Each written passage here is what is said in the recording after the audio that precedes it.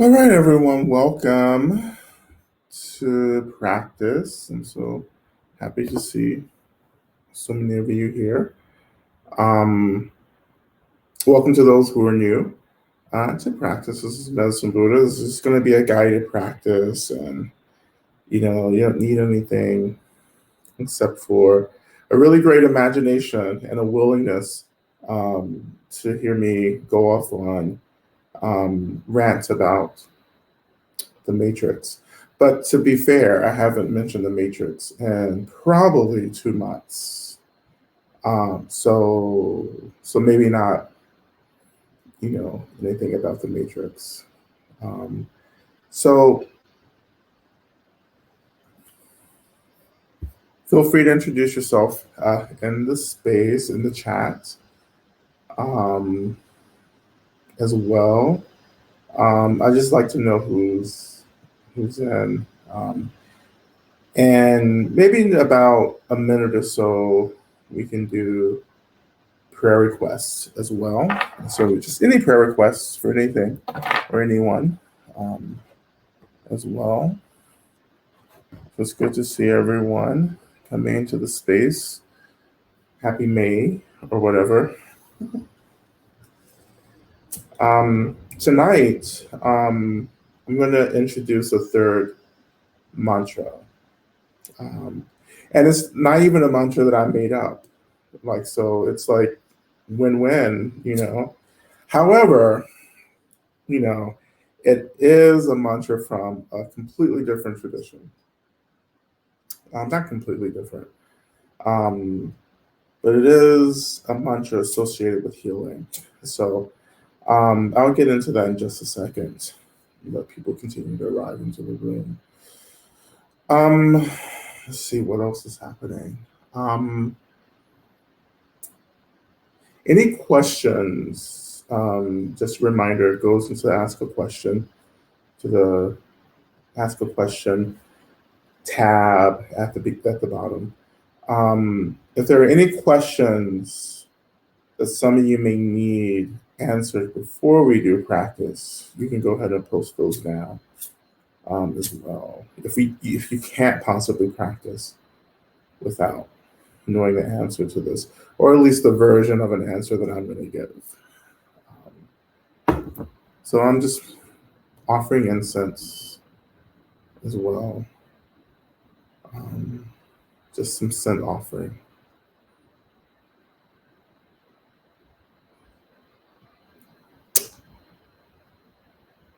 Let's see. It was something that I was going to actually mention.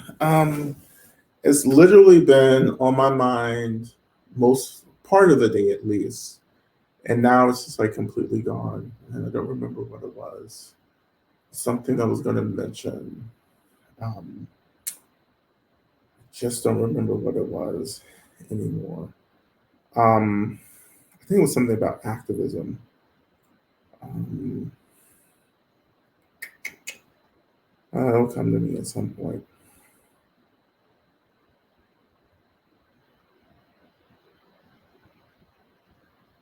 All right, yeah, just go ahead and start putting up all the prayer requests as well. And I did find a little picture of medicine. There's so much light you can't probably see. I hold it at an angle like this.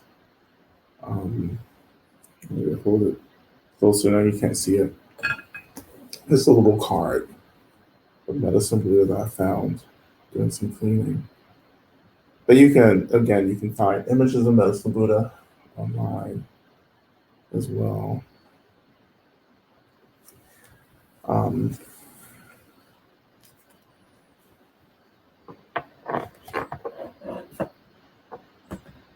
so actually, I want to get into the new mantra today. So as I've been talking about over the past couple of weeks, I've been using a mantra, um, kind of a Vedic Hindu mantra, um, in my practice for probably almost 2 years now. about a year and a half, I would say. And and this mantra um, is a mantra of the manifestation of the mother, that's called, who is called Durga. So this is a Durga mantra.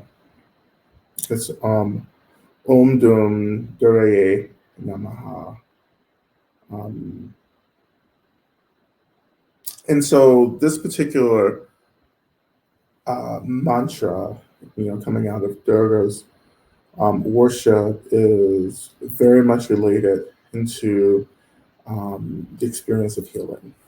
And so I've been using it in my practice and also in um, some of my ceremonies as well, and it is quite powerful. So I got a transmission from my Swami, and now I feel empowered to offer um, the mantra for us. So the mantra, the energy that I want to open up with this mantra is very calming, settling, like deeply nourishing experience of healing energy. Um, and I want to do this. So this will be the third. So we have a mantra that opens practice whenever I remember to chant it. So we have that mantra. We always do um,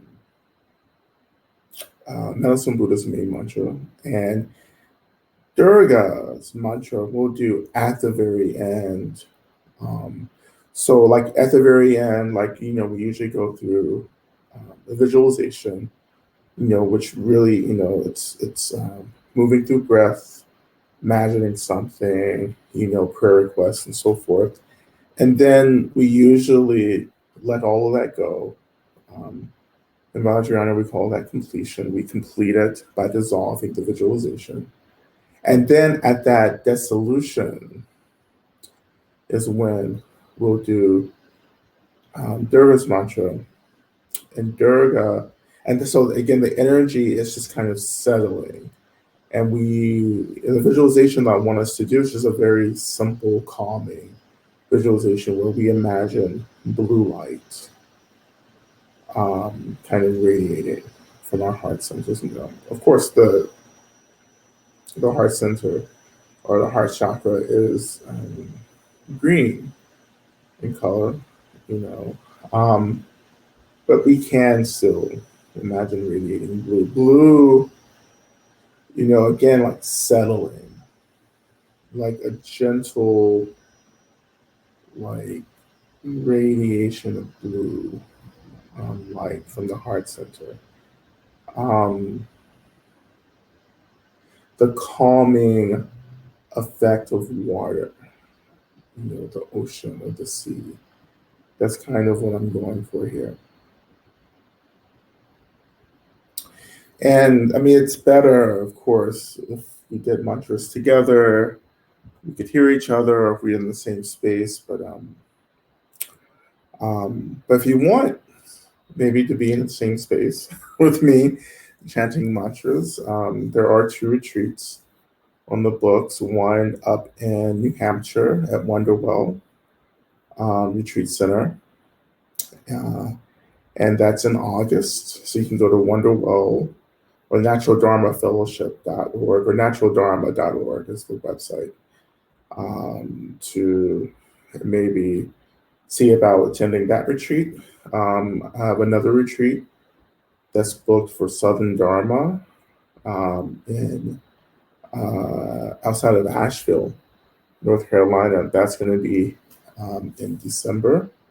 So you can take a look at that. And there will probably be at least two more in person events that you all can join me in at as we prepare. We're trying to like figure out how to be together in person again. And I'm sure if you pray really, really hard for those of us here on this land um, that we call Atlanta, that there may be some in-person um, events happening. So we just kind of have to pray. We have to kind of click our ruby heels together, and wish for an in-person event. I have to do the same thing. I have to click my heels together, as well, and say there's nothing like an in-person event. you know, even though it's quite convenient just to sit in front of the camera and talk and do Dharma. Um, so in any case, so all of those two opportunities are coming up as well, right? Um,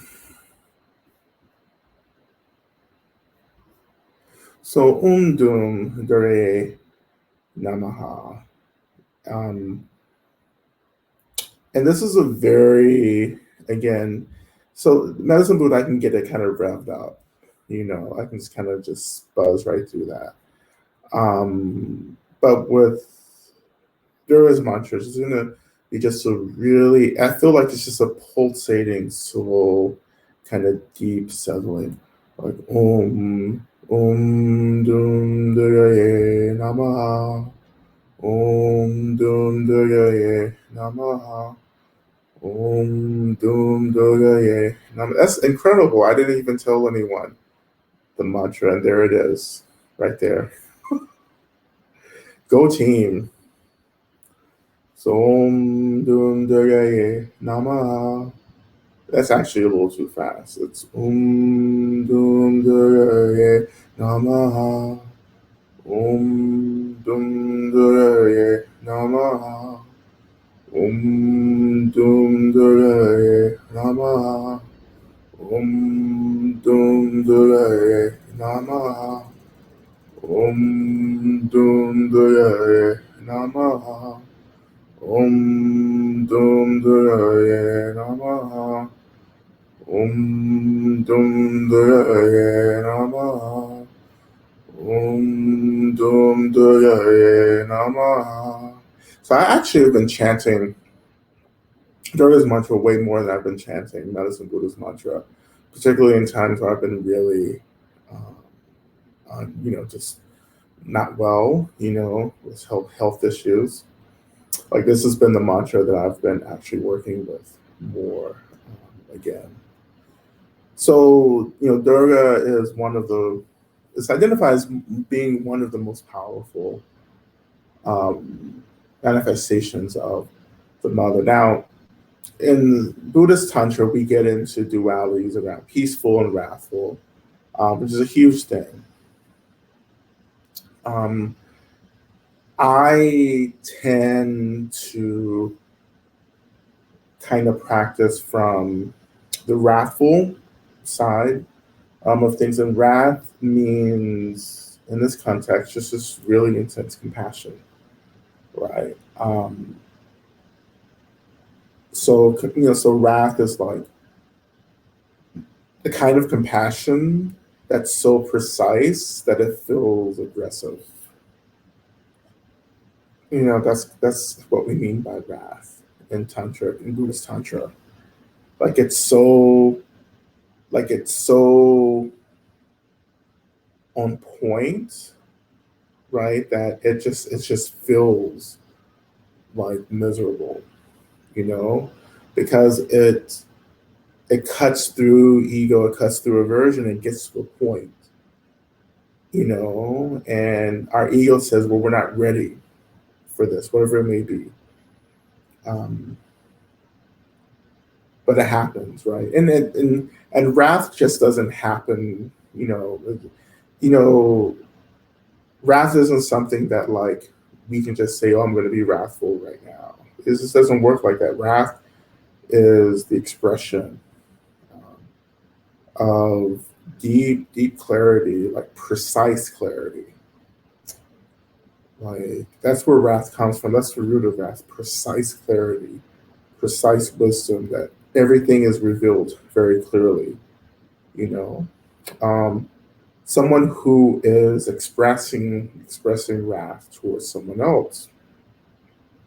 There's a fine line between wrath and wanting to hurt someone or just wanting to perform, you know, um, one's authority over you. Now, I've been in both situations as a um, recipient of wrath, often from my group teacher, Noah Rinpoche, who used wrath very skillfully with me. Yeah, and it did hurt.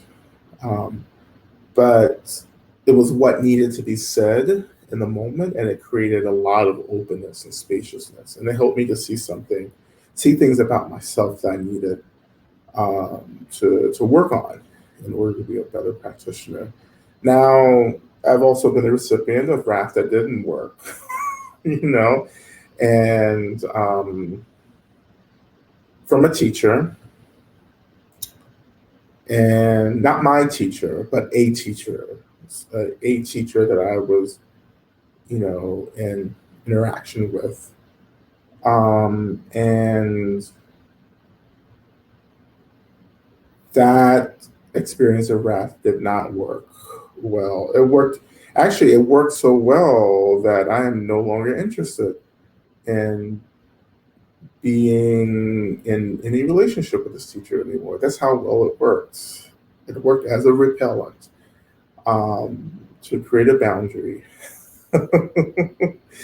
I laugh about it now, but I was quite pissed off when it went down. And I was like, oh, like this is when wrath just doesn't work, and when it actually creates trauma. Actually, it created trauma for me that it took a little bit. It took a couple of years to work through. Actually, I mean, this is kind of how this is the reality of it. Um, Buddha Dharma is quite well. Buddhist Tantra, it's quite risky. There's a lot that can happen if practice is not held skillfully enough. Or when you just have teachers who are running around thinking they're realized and just doing all kinds of shit that's actually just creating much more harm and violence. Um, but anyway, getting back to the point here, in terms of deities, like when you get into like more the Hindu side, I use Hindu very loosely. Um, it's that is not always this concern of focus around wrathful and peaceful and deities. This relates to Durga because Durga is just everything. She is an expression of everything. In the story, she emerged. She was created. She was summoned. She was like birthed because I well, she was birthed because there was in this mythology there was um, a very powerful demon creating a lot of havoc in the world, and a lot of the gods, the deities, were at a loss to stop this demon, and so they called into being this really powerful expression of the mother, and each of these deities gave Durga, when she was created, a weapon. Um, so when you see pictures, iconography of Durga, she's usually has about 8 arms, 6 or 8 arms, and each arm she's holding um, a kind of a weapon. Um, and of course, weapons symbolize conquering, um, obscurations, or 10 arms. Yes, 10 arms. Um, Conquering obscurations, um, obstacles. Um,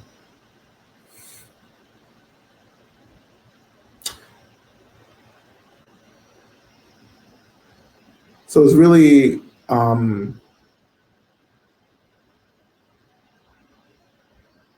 in this case, it's not so important that we have like a huge, intense link to Durga because I can offer that link for you. So, and this is how all this goes really, like as a practitioner, you're connecting to these very powerful, intelligent energies. And this goes across many cultures, particularly cultures that come from or have had histories of magic. I would say magic. Um, we there are people who train to embody, hold, but not to control, not not necessarily to control. And that's my thing. I don't say control, but I often say work with, embody, contain, channel, right? Even though we think about magic, we think about controlling phenomena, right? But this is about learning how to hold different kinds and qualities of energy and different intensities of energy. Um,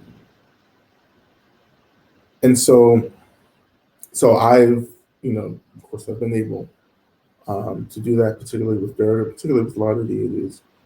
Um, I would say of one of my talents is just talking to deities, which is another way of saying that I'm really interested in developing relationships to different expressions of energy, which is the same thing. Like talking to deities, relating to energy is we're talking about, for me, very similar things, you know. Um, like learning to, and of course, we've been doing this with Medicine Buddha, right? Like deepening capacity to work with prana, life force energy, or shakti, or working with or kundalini, which is shakti rising in the body, right? So like learning to experience these energies, right? To experience these energies is also to experience this very fundamental part, the expression of who we are, like our energy bodies. Our of Adriana, we say subtle energy, but I just say energy, our energy bodies. You know, that everything is energy, even our consciousness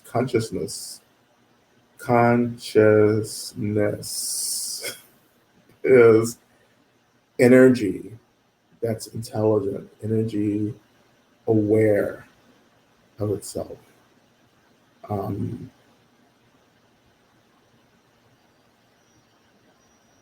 which is all really exciting to me, actually. Um, and this is what all the practices that we're doing is really training us to be in relationship to different kinds of energy, right? And to be in line with energies that are just completely awake energies that know itself or themselves, like energies that are aware, right?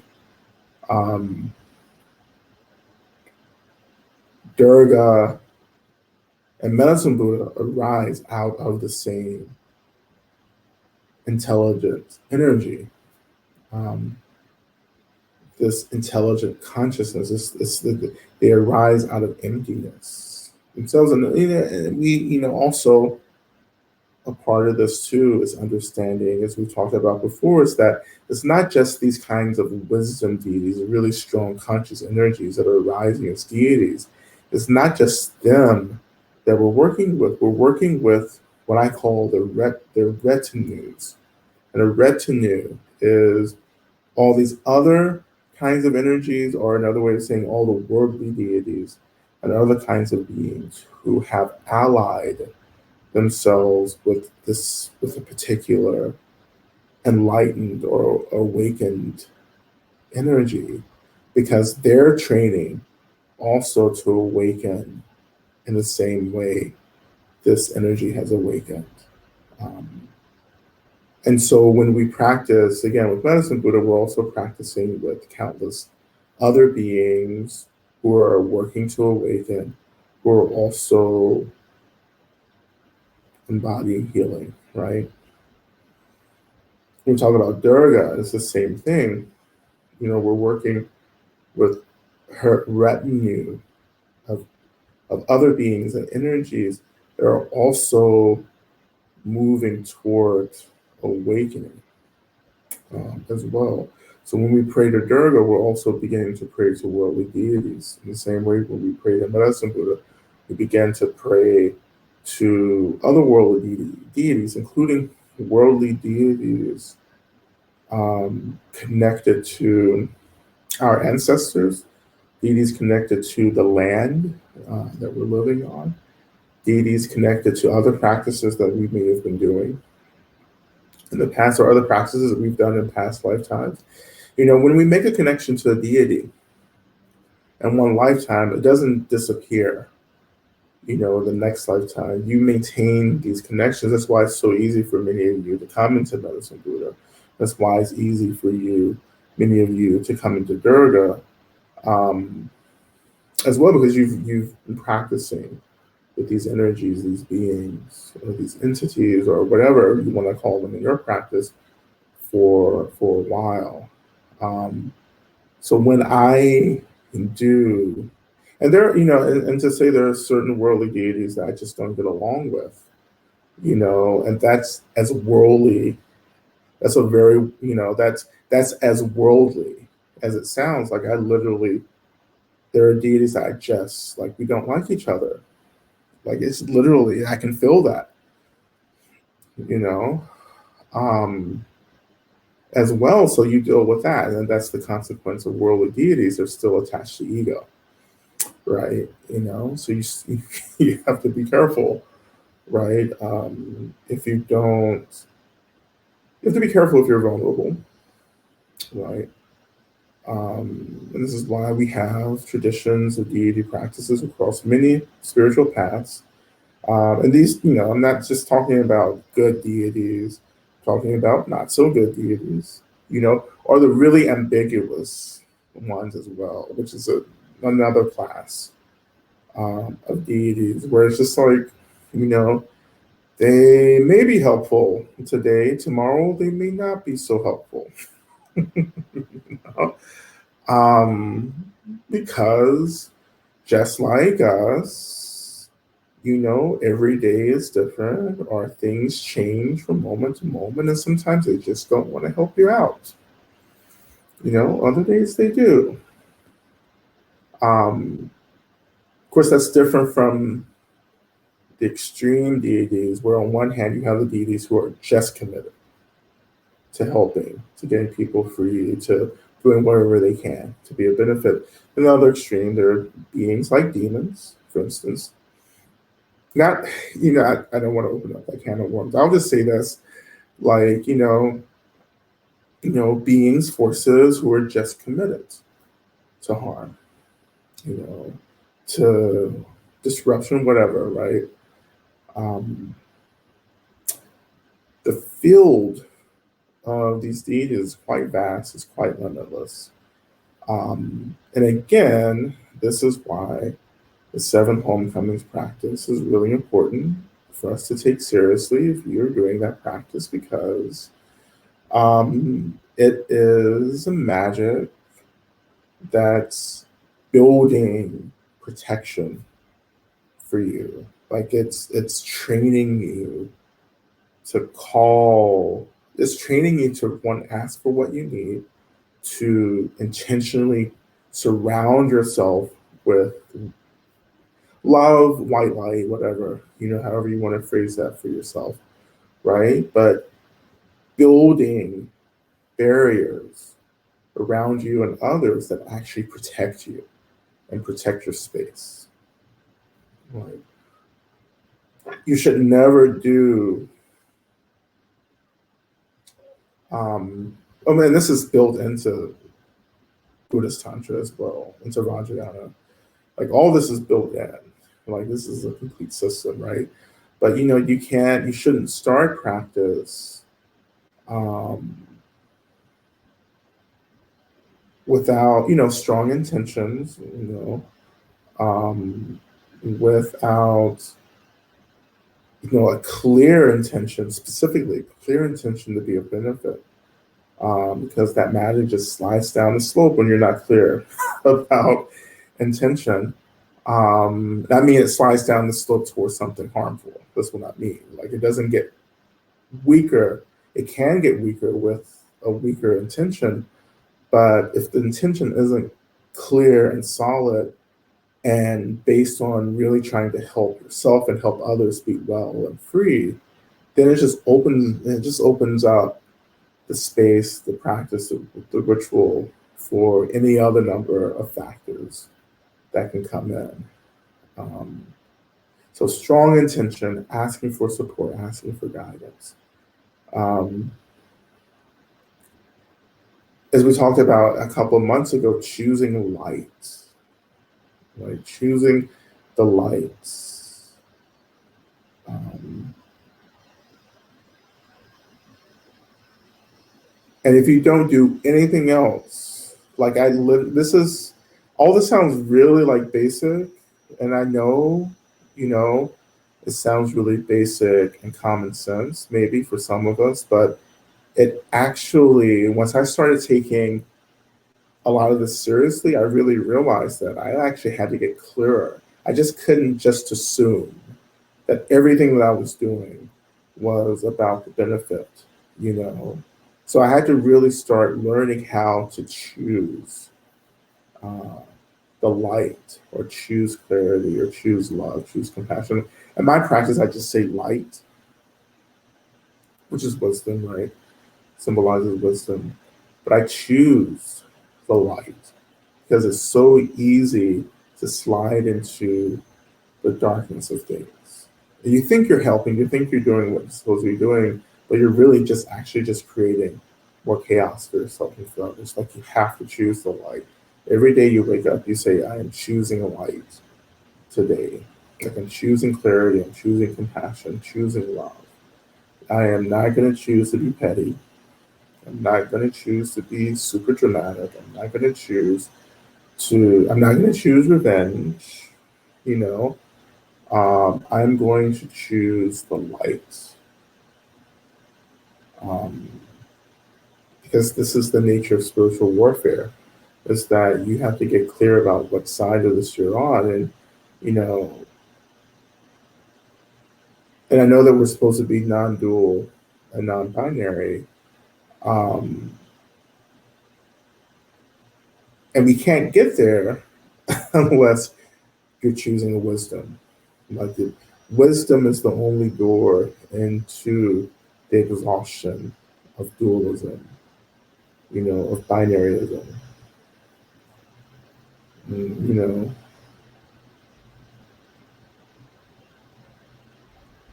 and in Tantra, in particular Tantra, and Tantra, and when I say Tantra, I mean I'm actually talking about not just Buddhist Tantra or Southeast Asian practice, but I'm talking about indigenous magic practice in general. I just, in my mind, all of this is Tantra.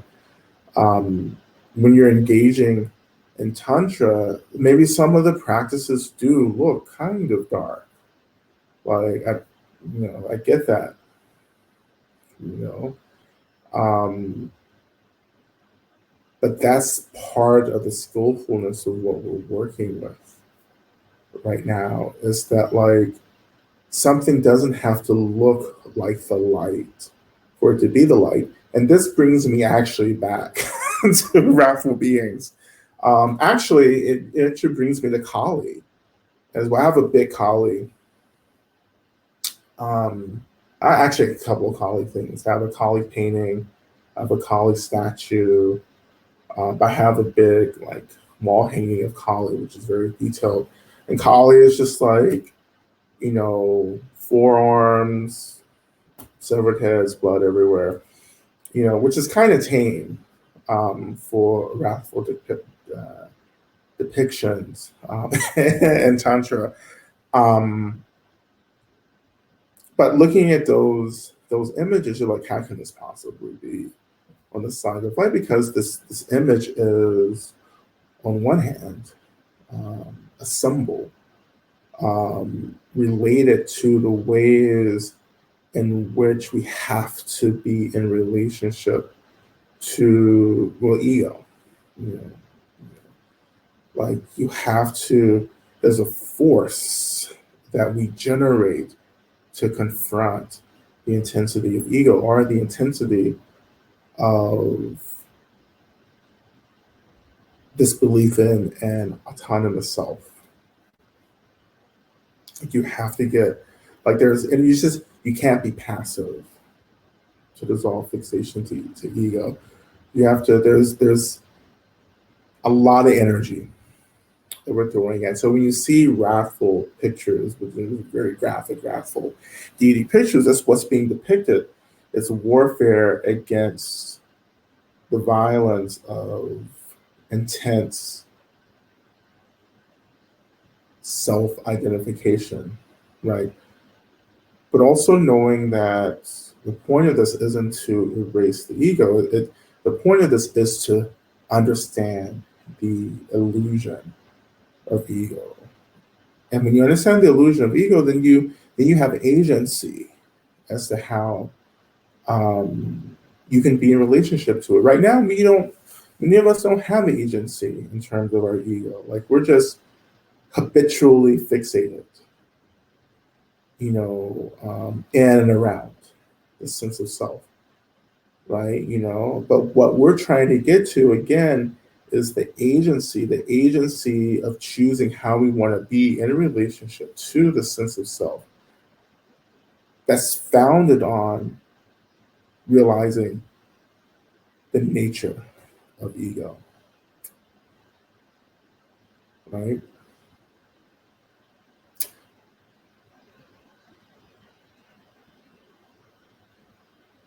Which is not always, I would say, when I say Tantra, I don't believe that this is what's happening across all of Tantra. Even the light of Tantra, because there is a shadow side of Tantra. Um, there's a lot, there are people, beings who are just really like using Tantra. It's like, ooh, another movie reference. It's like, Star Wars, right? I think the Jedi's are a really good way to think about this. It's like there's the light side of the force, there's the dark side of the force, and there's also this middle ground in the force as well, which is also really tricky and slippery. Um, so choosing light, coming back to the light, right? Situating myself in the light. Once you do that, you're able to begin to discern the skillfulness of tantric practices, right? I know some of you do cha. Cha is really quite intense. There are a lot of practices that are not taught to lay people, um, that I was trained in, but I can't. It's like I wouldn't teach them really, to you all, right? Because it's a different kind of magic that takes a different level uh, of skillfulness and training, that we just can't roll out, and just do. Um, but you know, with tantra, like we choose the light of tantra, and then that creates this capacity to discern who and what is really working for the benefit of beings. And we read all these stories and Vajrayana history, particularly Tibetan Vajrayana history, about you know um, like beings like Tara, for instance, or Medicine Buddha appearing as something like grotesque or evil or like menacing, right? Doing that in a skillful way to encourage people to wake up, right? So it's hard to understand how that happens if you're not really situated within this devotion to the light. Like you develop an intuition that begins to like feel what's happening, and why people or beings are doing what they're doing. Like you can feel that, and you feel intention. You um,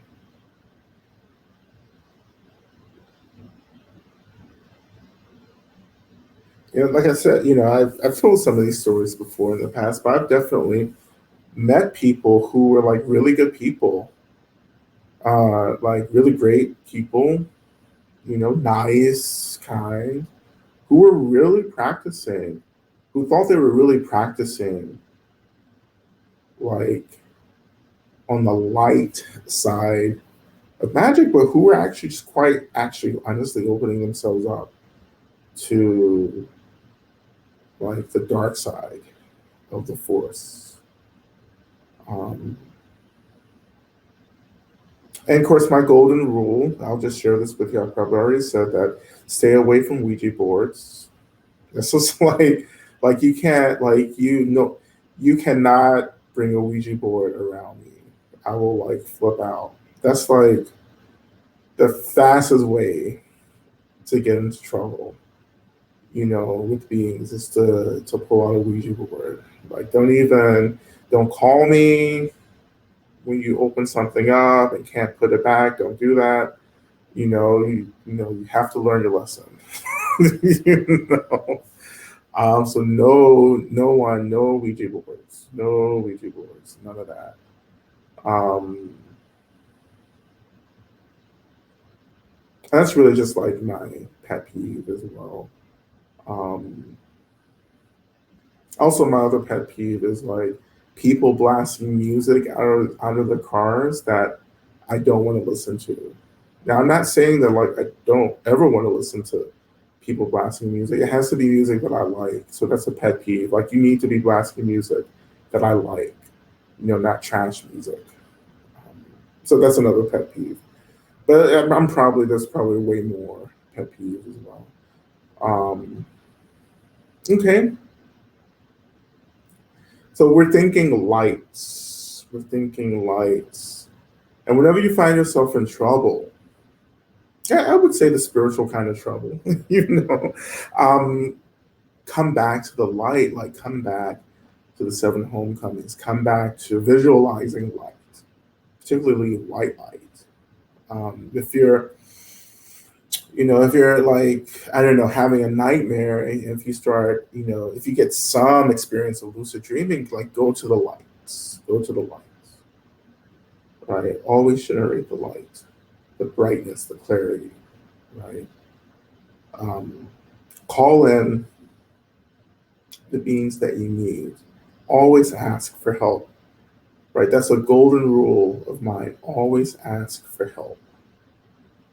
Like when you're in distress, even if you like, I don't know, run out of gas and you're on the side of the highway, sure, call someone and call in, your unseen beings for help. I want you to get always in the habit of that. Always, no matter what, just staying connected to the unseen beings around you who have committed to being of help, right? Um,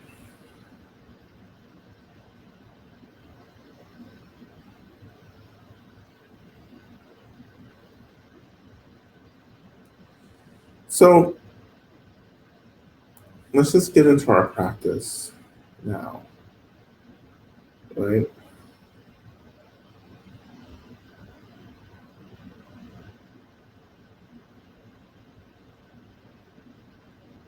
I want us to start actually first with developing your intention. Why are you practicing? Why are you here?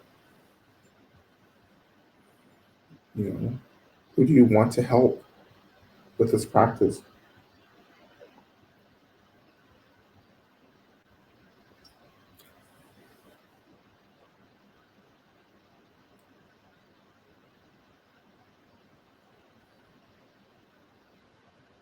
Now, I want you next to actually consciously say to yourself, I'm choosing light.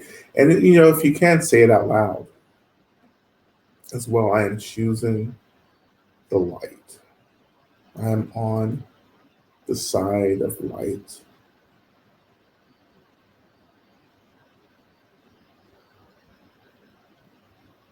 I choose the light.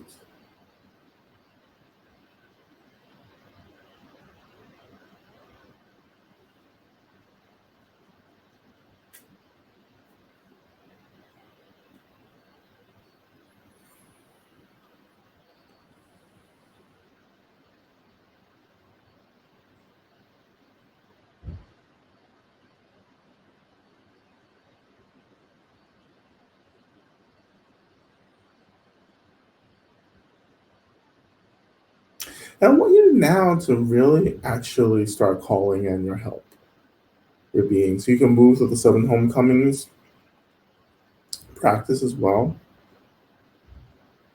We're just calling in these beings of light around you.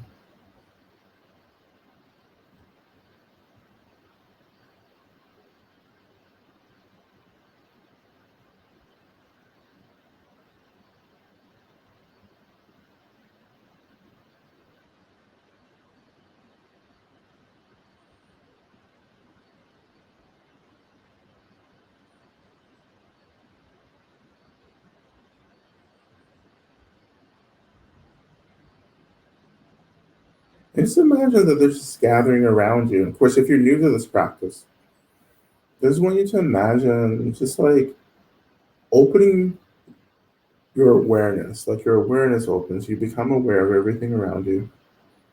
And in the space of this awareness, asking for all of your guides, any being who's supporting you, helping you, loving you, to really begin to show up around you.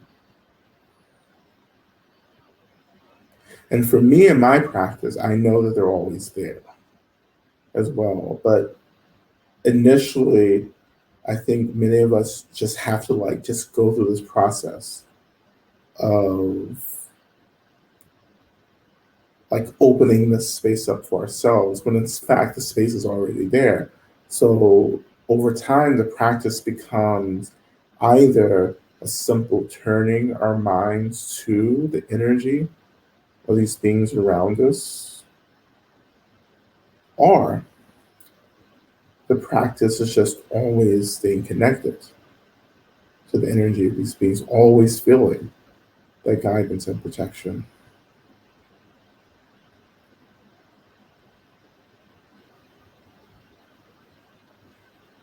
Right? And of course, this is, mostly what I call mind only magic. So this is mind only magic. So we're just, like we're using the power of consciousness to create the shift, for ourselves and for, others around us.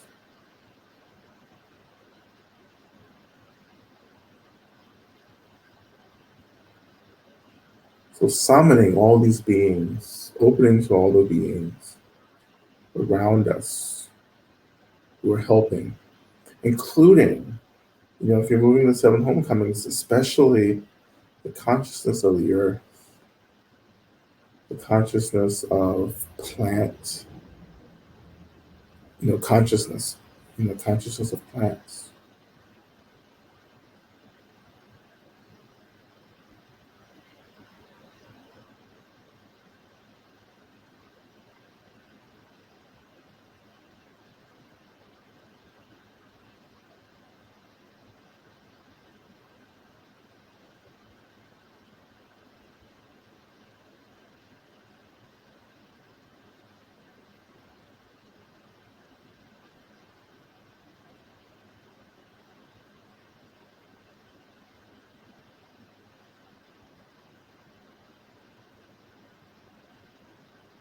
It's just getting curious. Like, what is your experience right now? Like, what are you connecting to? What's coming up? I want you to particularly pay attention to the images, the visions, or whatever, the colors, maybe that you're sensing. Temperature around you, the quality of the energy, the light, the quality of light. All of these things, right, are parts are part of the data, um, of who's around you or what's around you. Like, pay attention to everything, particularly like there's a temperature change, there's a light change, right? These are external things, but like even if you're able to turn attention inward, looking into physical sensations, what are the sensations, in your body? Where do you feel tension? Where do you feel lightness? Where do you feel heaviness? Whatever it is, everything is data. Everything is data that helps to deepen the practice.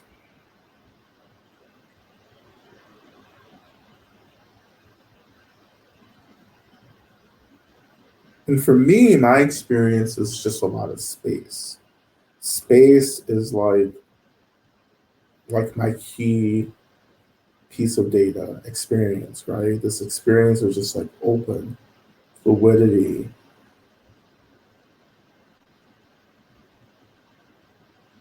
boundlessness. So that's like my primary piece of data that I'm leaning into this experience of being surrounded by beings who love me. And plus, but that experience has come out of many years of just struggling through trusting that I am being guided and protected. And once you let go of that aversion, that struggle with guidance, then the space opens up. And you're like, oh, okay, here we go.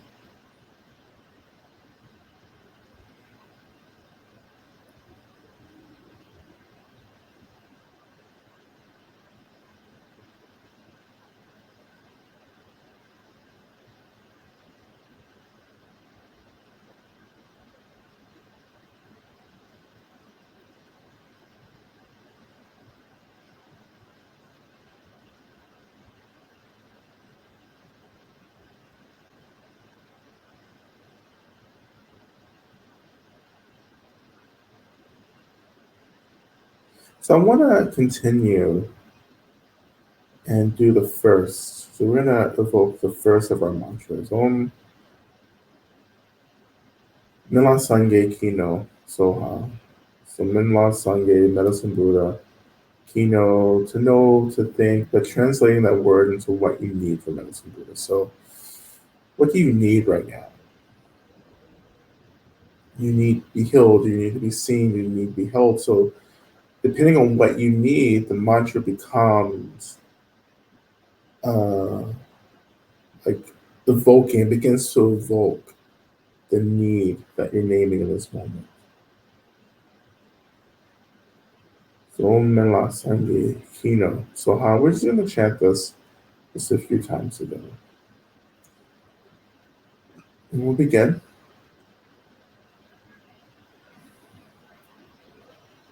Om Mela Sangye Kino. So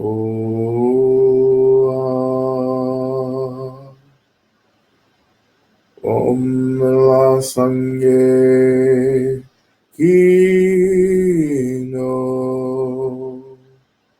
Soha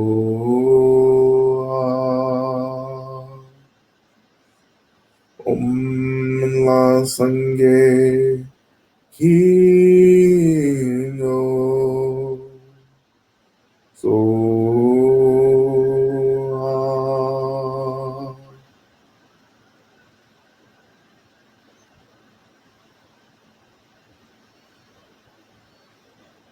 So this mantra actually begins to invite and awaken the consciousness of Medicine Buddha, and it also invites all the deities and other energies associated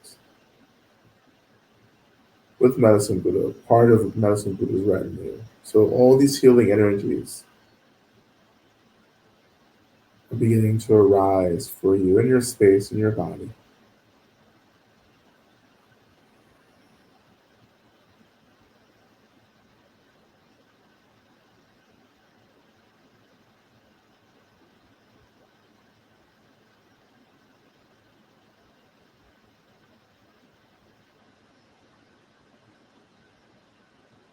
And so this is where we're going to actually stop for right now. And this is where this is the space we're going to explore in our first mantra, or in the first part of our main mantra, which is Teata Om. Teata, Bacon say, Maha Bacon say, Rasa Sumungate, Soha. So this is Medicine Buddha's main mantra. So in this space, so this is the time I want you to take, and we're going to do this in this space with the first part of the mantra. Then we'll offer our prayers. We will come back into the mantra. And then we will transition to Durga's mantra. All right. So again, as we move into this first part of the main mantra practice, just like sitting here, like sitting, lying, whatever you're doing, and just opening to the energy of light that is being radiated from your beings, of support around you. What we would call your benefactors, right? And we're doing nothing but just imagining, experiencing being held right now. So again, Teya Taon Bacon say Maha Bacon say Rasa Sumungate. So and let your hearts open here. Let your heart open, let your body open, let your mind open here. Because also what some of you are doing, or you're channeling right now, what probably a lot of us are doing. Channeling is opening, but it's also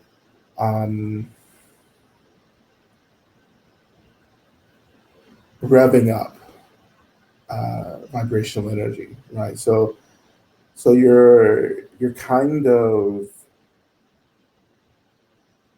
how would I say this? Opening, elevating, lifting up into a higher experience of consciousness where the phenomenal world gets a little more transparent, um, less real and solid, and more fluid. And in that disruption of solidity, there's wisdom, clarity, messages, teaching that begins to, we would say, just download into the body and the mind, because you're not being blocked by the realness of phenomena. Right? You're seeing phenomena as porous and lucid and fluid. And that's where you begin to connect to absolute, wisdoms. And I just channeled all of that as well, because I was just told to say that. Right? So this is a space we're exploring right now, opening, being held by protecting deities and beings, connecting to the consciousness of medicine Buddha, and how all of this is in line with healing, balancing, restoring, grounding, awakening. All right, so let's begin. O te a taum begenze, begenze, ma begenze, raza sumunga te sua. Te a taum begenze, begenze, ma begenze, raza sumunga te sua. Te a taum begenze, begenze, ma begenze, raza subungate sua. Te ata begenze, begenze, ma begenze, raza subungate sua.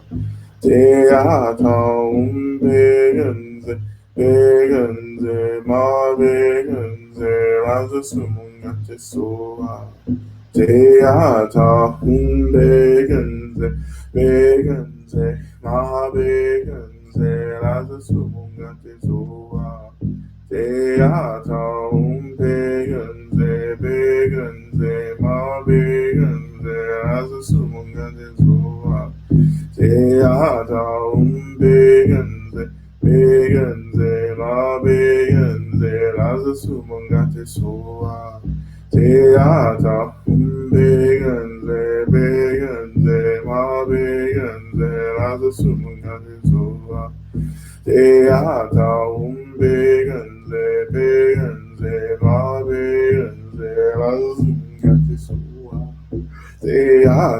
begenze, begenze, ma begenze, raza subungate zoa. Teata begenze, begenze, ma begenze, raza subungate zoa. Teata begenze, begenze, ma begenze, raza subungate zoa. Teata begenze, begenze, ma begenze, raza subungate zoa. Teata begenze, begenze, ma begenze, raza subungate zoa. Teata begenze, begenze, ma begenze, raza subungate zoa. Teata begenze, begenze, ma begenze, raza subungate zoa. Teata begenze, begenze, ma begenze, raza subungate zoa. Teata begenze, begenze, ma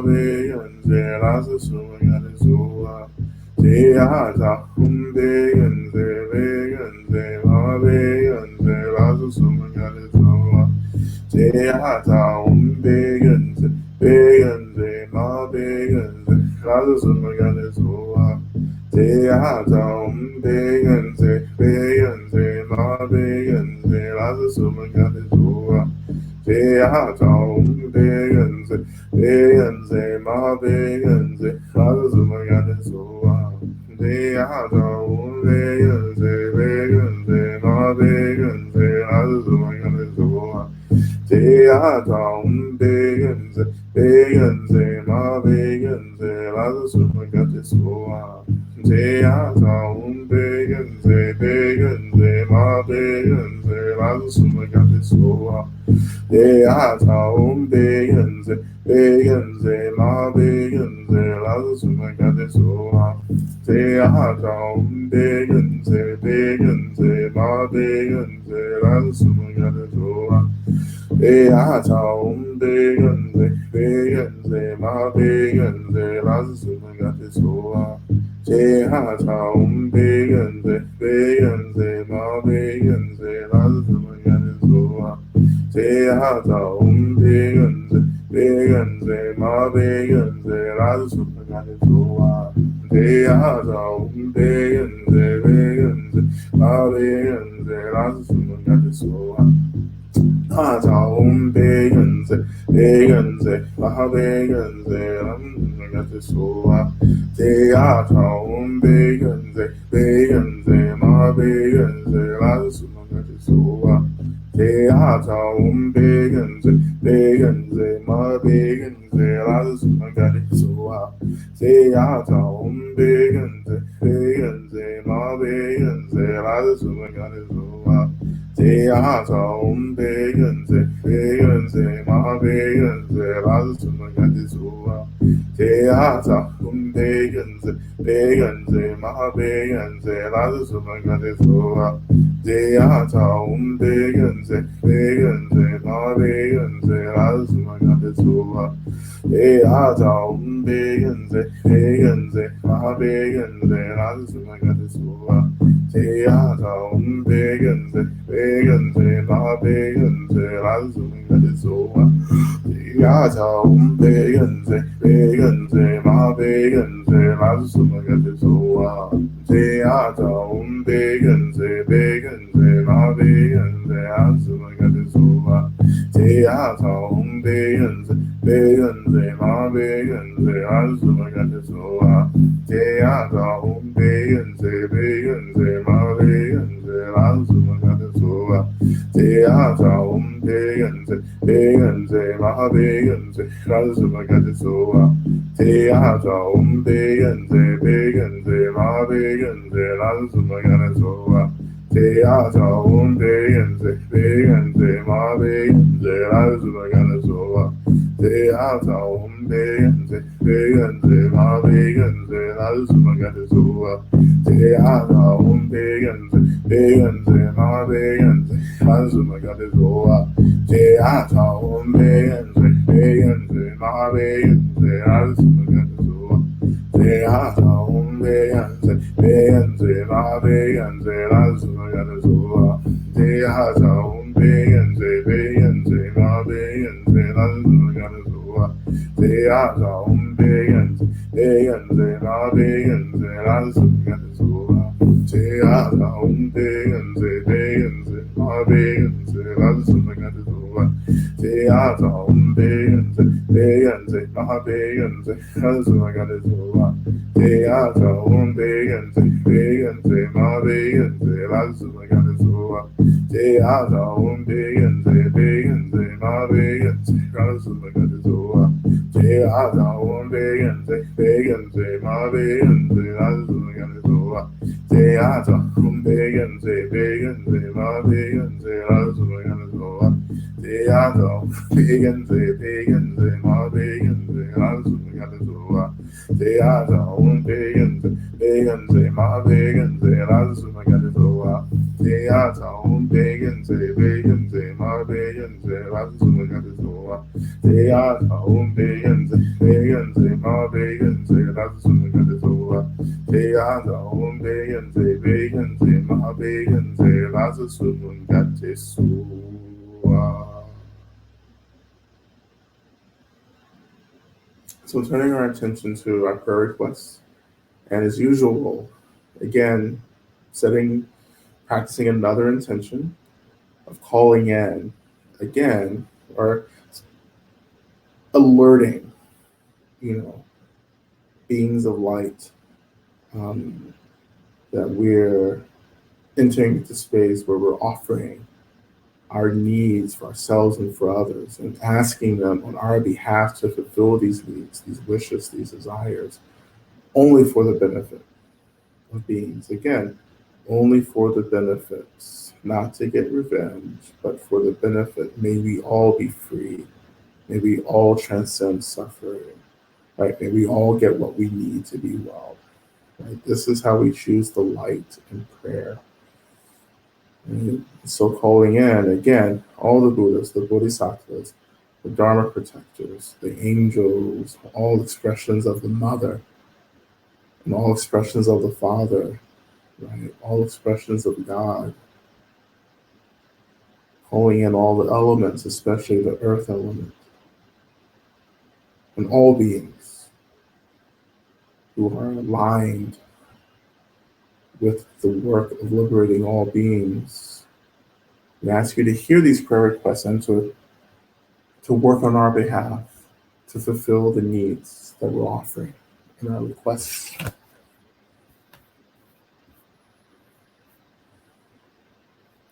We're offering prayers for protection and healing. We're praying for peace and wisdom to sprout in every human heart. Offering prayers for Elle and her husband's upcoming cancer surgery. We're offering prayers for my friend Karen, who's her beloved mother Judy, who has entered the bardo on Friday, who entered the bardo on Friday. May she be held during this time of grief.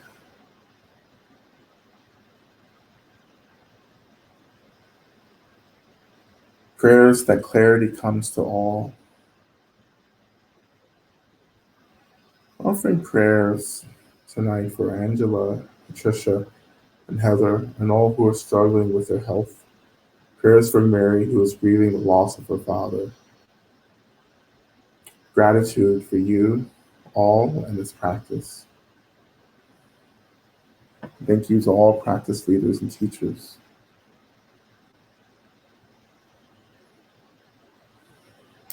Offering prayers for myself navigating the healthcare system. Prayers for all to receive health care and care.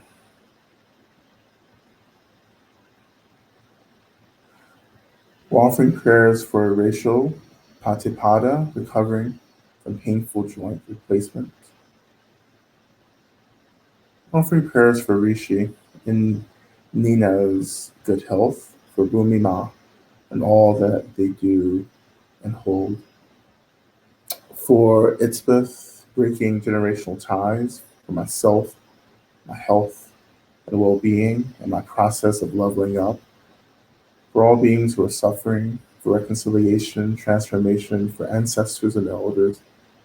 Prayers for me, Lama Rod, working to support the three jewels.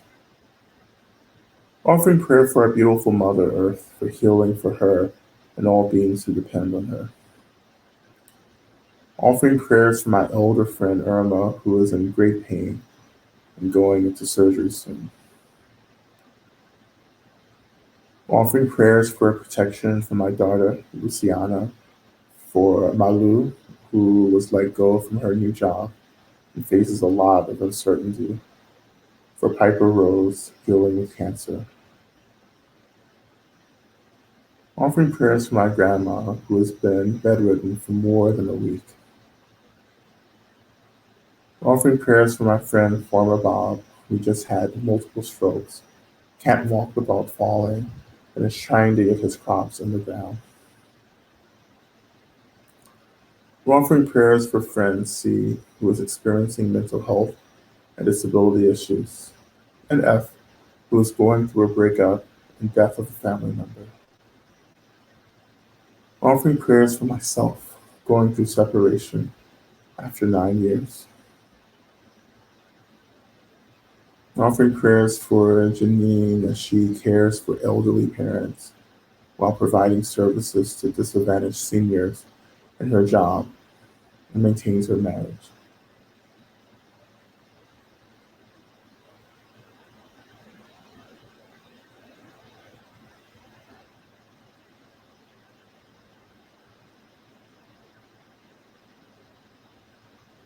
Offering prayer for Tyson's transition, my soulmate and best friend.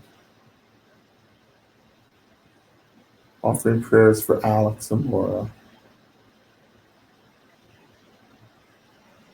Offering prayers for Joyce, whose son is in the final stages of dying of cancer. Also for her son, Mark.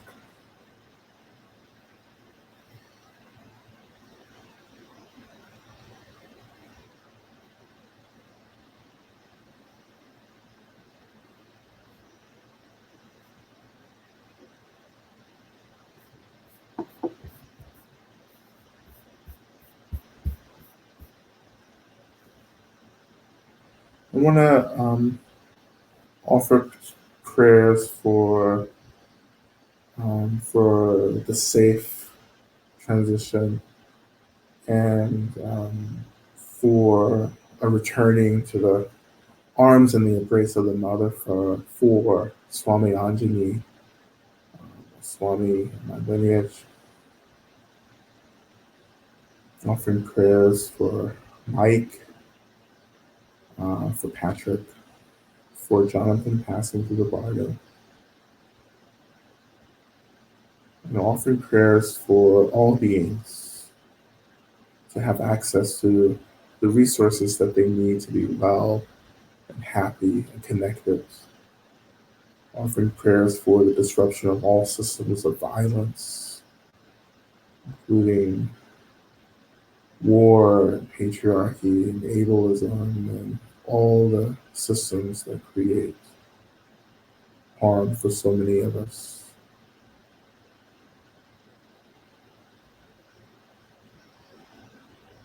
We pray, we offer all the prayers that are unarticulated, that have not been spoken. We offer those prayers, and I lift those prayers from our hearts into this field of refuge with our benefactors and guides.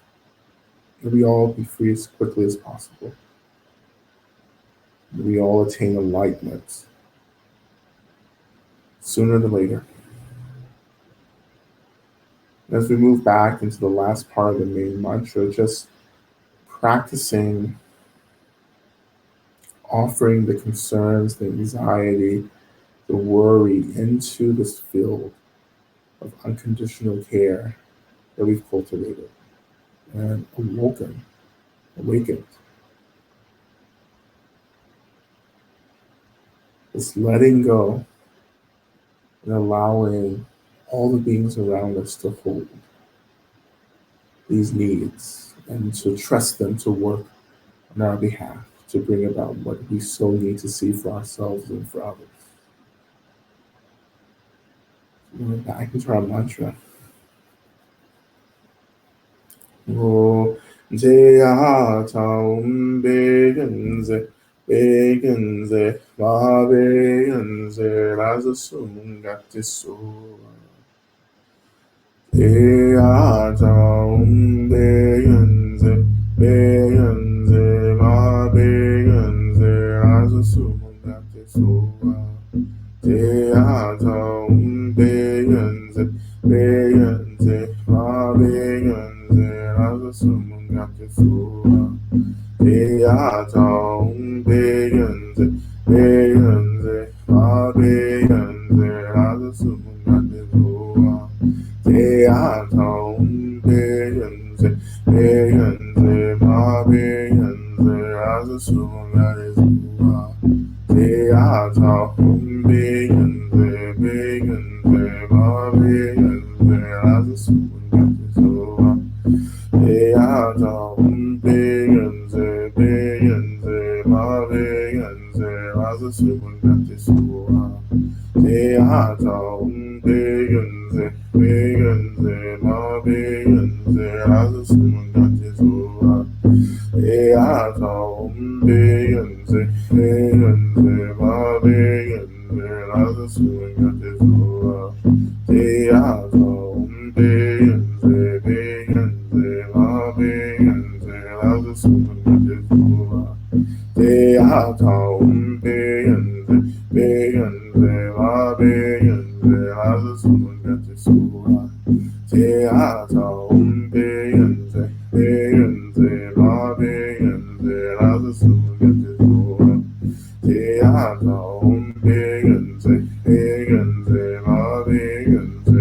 Subunati Sura. Beatam, Begenze, Begenze, Ma Begenze, Raza Subunati Sura. Beatam, Begenze, Begenze, Ma Begenze, Raza Subunati Sura. Beatam, Begenze, Begenze, Ma Begenze, Raza Subunati Sura. Beatam, Begenze, Begenze, Ma Begenze, Raza Subunati Sura. Beatam, Begenze,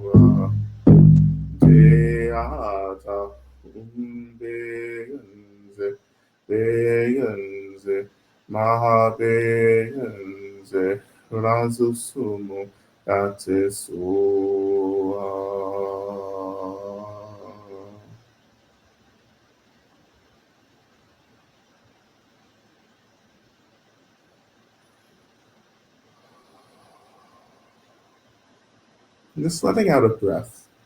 And you can begin by taking in a deep breath and then just releasing that breath.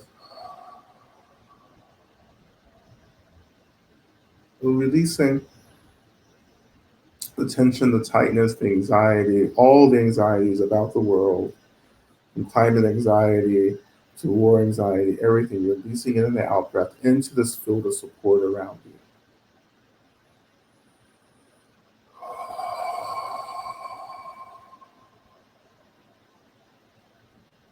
And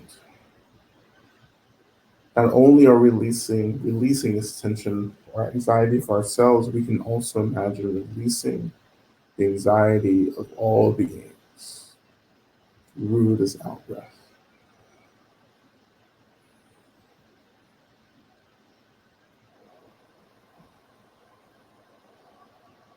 This is an excellent practice to build bodhicitta, the wish to benefit beings, the wish to free beings, through our own awakening.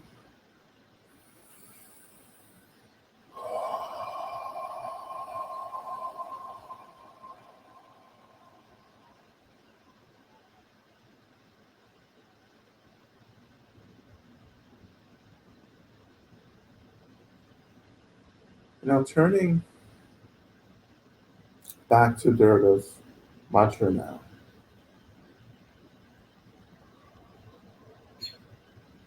And we can imagine as we begin working with the mantra that we can imagine breathing in and out of the heart center.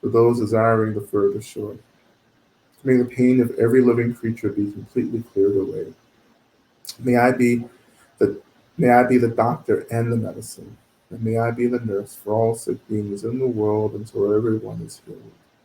Just like space and the great elements, such as Earth, may I always support the life of all the balanced creatures, and until they pass away from pain, may I also be the source of life for all the realms of varied beings that reach until the ends of space.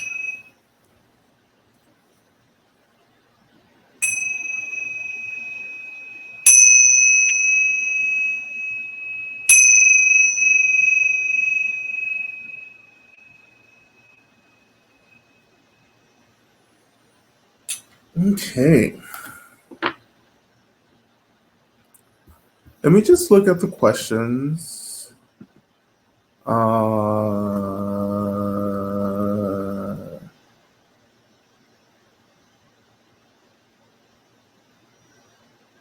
I am in Atlanta. That was an easy question. I am in Atlanta. People think I am often living in the Bay Area. So before the pandemic, I spent a lot of time in the Bay Area, like teaching for EBMC and Spirit Rock. Um, with Reverend Angel and her center, um, and a couple of different groups in the Bay Area. Anywho, yeah, I just spent a lot of time there. I can't. Okay. Um, let's see. Well, what do you suggest for folks who struggle with the visualization because they're and phantastic, don't see mental pictures? You don't have to see. You don't have to see mental pictures. Um,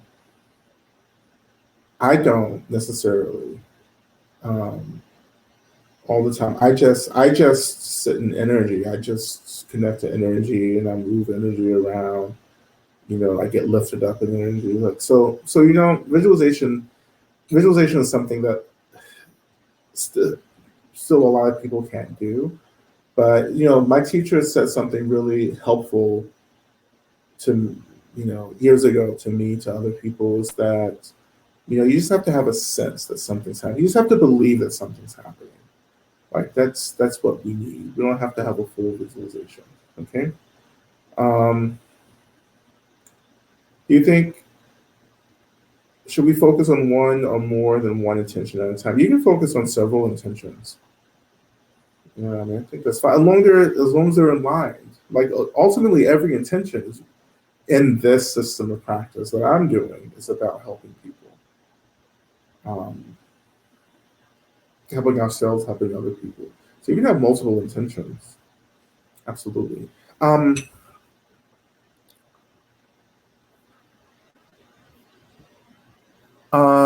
if your own relationship with our mother had difficulties, how can we connect with the mother archetype deities in a beneficial way? Well, it's we're not talking about our mothers. I mean, that's the first thing. It's not about your mother. You know, it's not about our fathers. Or whomever, right? It's not about that. It's about our unwillingness to really connect to love and to care. And our difficult relationships with people is just this really convenient way that gets us distracted. It's not my relationship to my mother, it's my general distrust of submitting to a loving, nurturing, liberating energy. Um,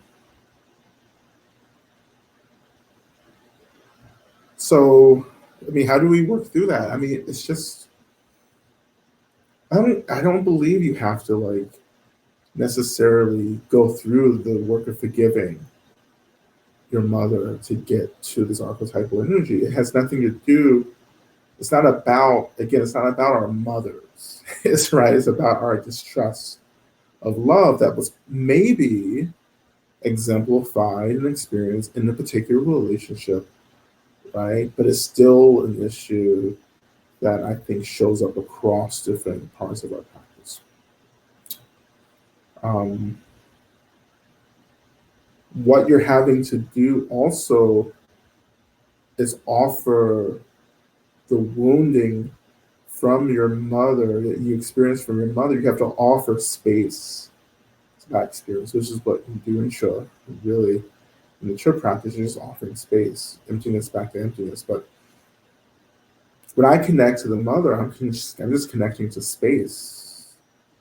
Like I'm connecting to love. I'm connecting to care that transcends the limitations of anything that I've experienced in the world of the relationships. The ultimate cosmic care that's always there, but it's going to have to hold the woundedness and the trauma from being hurt through, let's say conditional love.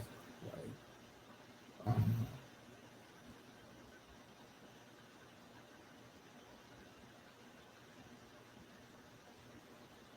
So let's see. So when I'm chanting, meditating, my body is moving a lot, sometimes shaking, sometimes waves are moving through me. I wondered about your perspective on movement, that it feels involuntary and how to move through these experiences. I definitely notice it when I'm feeling intense emotions such as rage and grief. Thank you. Well, your energy, this is energy. So, like, you're training to hold the space for these currents of energy moving through you, right? And of course, you're gonna like buckle, right, when you're opening up these waves of energy and connecting to these energies because it's new, it's so much, right? Um, so this is natural. Like, there's nothing wrong. Like, this is just a natural thing. So I think this is why movement practice is really great, because it helps this, well, this is one of the reasons asana practice um, came about, I would say yoga, but yoga began with just like natural movements that people found themselves in. And of course, it was systematized through different things. But anyway, so movement, right? I'm not saying that like the ultimate goal of the practice is just to sit and hold everything, but it is a fruition of advanced practice to just to begin to experience the boundlessness of what we think we are, that ultimately we're not trying to hold anything. Relatively, this is the language that we're using, right? Ultimately, we're not holding anything. There's nothing to hold. The energy that we're trying to hold is just an expression of our own consciousness. So inherently, it's already being held, but we're manifesting in multiple bodies at once. So physical body, mental body, energy body, right? And so we're having to train all these manifestations of our bodies to hold this energy, to let it pass through. Um, and again, pranayama, breath work, asana, other kinds of movement practices are really training. As my Swami talks about, it's like asana becomes one of the tools that deepens the capacity for us to hold Shakti, which is um, one kind of conscious energy that's aligned with the cosmic feminine principle of the universe. Yeah. Okay. Rage and grief are very strong energies. Again, holding that, feeling it, right? grounding that energy, moving that energy through breath and movement. And other rituals as well we can use. I think that's it. That is it. Great. Well, everyone, thank you. So again, retreats, New Hampshire in August, Natural Dharma Fellowship, and Southern Dharma retreat in December, and there may possibly be at least two more, or a couple, more than two, in-person gatherings as well. Maybe here in Atlanta, and maybe something else up in New England as well. Okay, so thank you, everyone. I'll see you all next Monday, and I think that's it. That's it for me. Thank you, everyone. Be well, be safe, take care of yourself, and just keep praying and keep practicing. And just keep all your bad music down to a minimum when you're in your car so it doesn't bother me. Okay? All right. Thank you, everyone. It's been real.